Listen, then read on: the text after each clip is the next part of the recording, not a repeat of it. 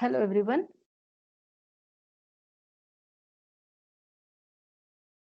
Welcome to the demonstration of the data structures laboratory. Today we people are going to demonstrate experiment 5B. The aim of the experiment is to design, develop and implement a program in C for the following stack applications. That is for solving tower of Hanai problem with n disks. In the previous video, we have learned the demonstration of experiment 5A, which was to evaluate a postfix expression. In experiment 5, we are having two programs. 5A is to evaluate a postfix expression and 5B is to solve the tower of Hanai problem. In the previous video, we have demonstrated experiment 5A, and in this video, I am going to demonstrate experiment 5B. So first, let us try to understand tower of Hanai problem. In the left side of the diagram, it is showing you the initial setup, and in the right side of the diagram, it is showing you the final solution. Here there are three pegs A, B, C, or they are also referred to as source, auxiliary and destination. Here there are three disks, red color, blue color and yellow color. These three disks are of different colors, and in the same way we have to move it into the destination disk, provided only one disk at a time should be moved and a smaller disk should be placed over a bigger disk. So with this constraint we have to move these disks from source to the destination. So while movement, this peg auxiliary can be moved as a temporary peg. So in order to do this, or in order to solve this problem, we can write a recursive solution in 4 steps. In the first step, we check whether n is equal to 1. That is, if we have only one disk. If we have only one disk, so that disk we will move from source to destination and stop. If we are having more than one disks, then top n minus 1 disk we will move from A to B using C as auxiliary. Then we will move the remaining disks from A to C. Then we'll move the n minus 1 disks from B to C using A as auxiliary. So this recursive solution we can understand in better way using a recursive algorithm. So here we are defining a algorithm called as tower. We are passing 4 parameters. N is the number of disks, beginning is the source peg, aux is the auxiliary peg and end is the destination peg. Here in the step 1, we check whether n is equal to 1, that is only one disk. If we have only one disk, then simply move it from source to destination and print it and return. If we are having more than one disks, then move n minus 1 disks from beginning to auxiliary by calling the function tower n minus 1, comma beginning, comma end, comma auxiliary. Then in the step 3, write the result. Then in the step 4, again call the tower of Hanai function by moving n minus 1 disk from peg auxiliary to end. In this way, this tower of Hanai problem can be implemented using a recursive algorithm. So with the help of a diagram, you try to solve the solution for the tower of Hanai problem with 3 disks. So in the initial setup, you can see on the peg A, there are 3 disks of 3 different colors, green, white and red been taken. Then in the first step, the red color disk which was on peg A, we will move it to C. Then in the second step, the white color disk which was on A, now we will move it to B. In the third step, the red color disk which was on C, now we will move it to B. Then in the fourth step, this red color disk, we will move from A to C. In the fifth step, the red color disk which was on B over a white disk, now we will move it to peg A. Then this white color disk which was on peg B, now we will move it over peg C. Then at the final step, this red color disk which is on peg A, we will move it to peg C. So this is the 7th step. What we obtain is we are moving this initial 3 disks to the destination peg by using 7 movements. So the movements are, we will move the first disk from A to C, then from A to B, then from C to B, then from A to C, then from B to A, then from B to C, and then from A to C. So for moving 3 disks, we are taking 7 movements.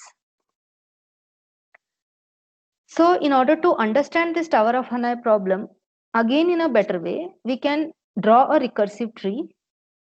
Say when a tower function is passed with 3 disks and we are passing 3 pegs A, B and then for the first time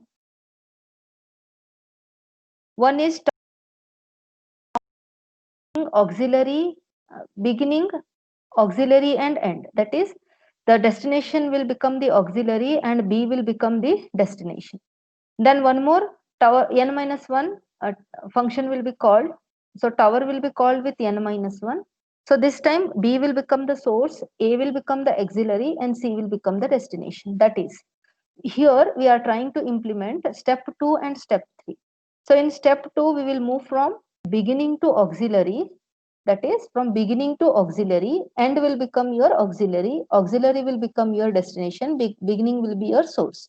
And the fourth step, we will move from auxiliary, beginning and end.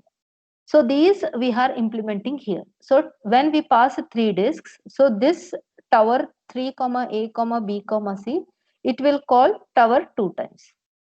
Now when we are trying to solve tower 2 comma A comma C comma B, so this function again it will call twice.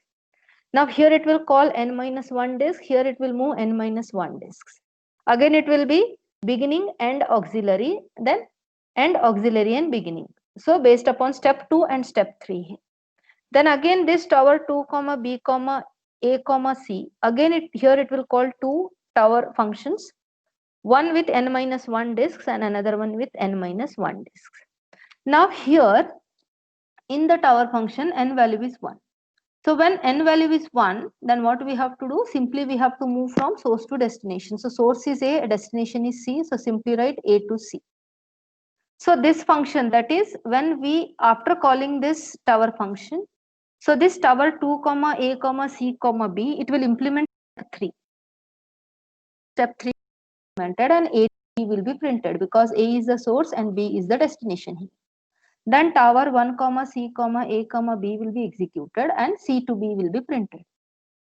Then after executing this, the control moves back to tower 3 comma A comma B comma C and it will print A to C.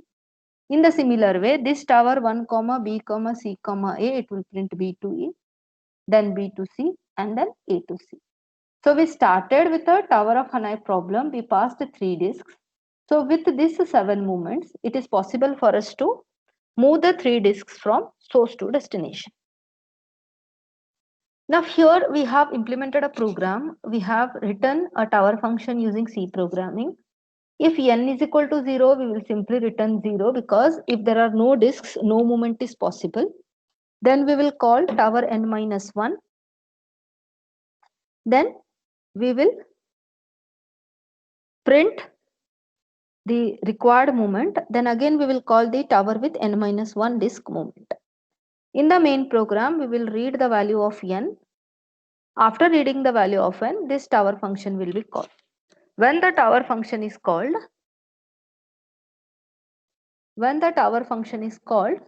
the control from the tower function, it passes. When the tower function is called, the control from the tower function, is passed to this tower.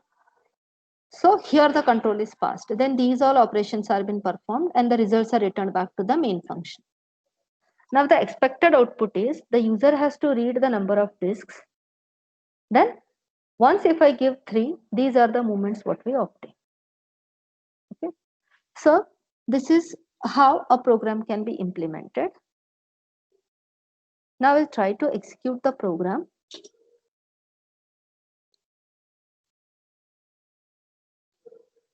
We have already opened the program or we have already typed the program.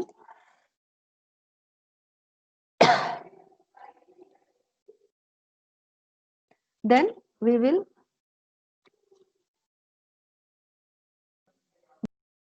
that is compile, just ignore. Okay. Then try to run the program. It will ask you to read the value of n. You give n, then press Alt F5. Say for 3 disks, you can count here. There are 7 movements. If you cross check with our notes, you will get this value. Okay. So immediately after executing the program, if I want the output, I can just type get ch here. and I can clear the screen by using CLR SCR. So this function is for clearing the screen. So I will save the program and I will compile a program once again. There are no errors, warnings are there, they can be ignored. I'll give disks as free, output we have obtained directly.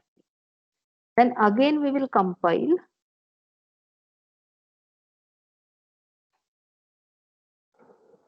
There are no errors. Now we will run the program by pressing Ctrl F9. I will give number of disks as 4. So the number of movements you can count 1, 2, 3, 4, 5, 6, 7, 8, 9, 10, 11, 12, 13, 14, 15. So for moving 4 disks, we require 15 movements.